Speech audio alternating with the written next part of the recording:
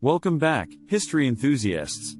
Today, we're taking a journey back to the 17th century, exploring the colonization of South Africa's Cape of Good Hope by the Dutch Boers and the tumultuous events that followed. Get ready to delve into the captivating story of South Africa's past. We'll uncover the rise and fall of the Boer republics in the script titled South Africa, the Boer Republics. In the 17th century, the Cape of Good Hope was colonized by Dutch Boers, also known as farmers. These Boers established farms and utilized African slaves for agricultural work.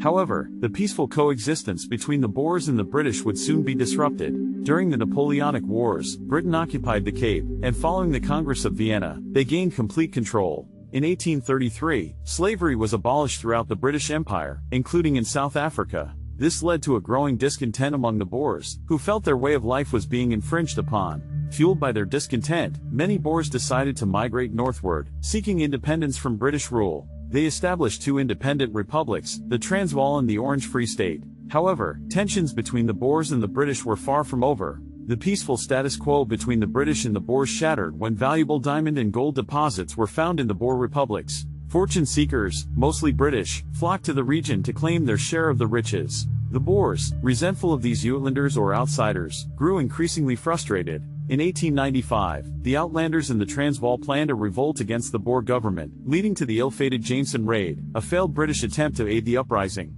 As tensions escalated, the Boers, under the leadership of President Paul Kruger, armed themselves. In 1899, the Boers invaded British colonies, Natal and the Cape, besieging British forces. British reinforcements arrived from Canada, Australia, and New Zealand, bolstering their forces. Under the command of Frederick Sleigh Roberts, the British captured Bloemfontein, capital of the Orange Free State, and later reached Pretoria, capital of the Transvaal. Despite being outnumbered, the Boers, led by figures like Louis Botha, Christiaan de Wet, and Jan Smuts, continued to resist. The British, led by Herbert Kitchener, aimed to bring the war to an end. They employed a scorched earth strategy, burning farms, and establishing concentration camps for Boer civilians. Tragically, the camps lacked proper medical services, resulting in a high death rate. The Treaty of Pretoria, signed on May 31, 1902, marked the end of the war. The Transvaal and the Orange Free State became British colonies, with both Dutch and English recognized as official languages. In the aftermath, Britain began restoring the devastated Boer farms.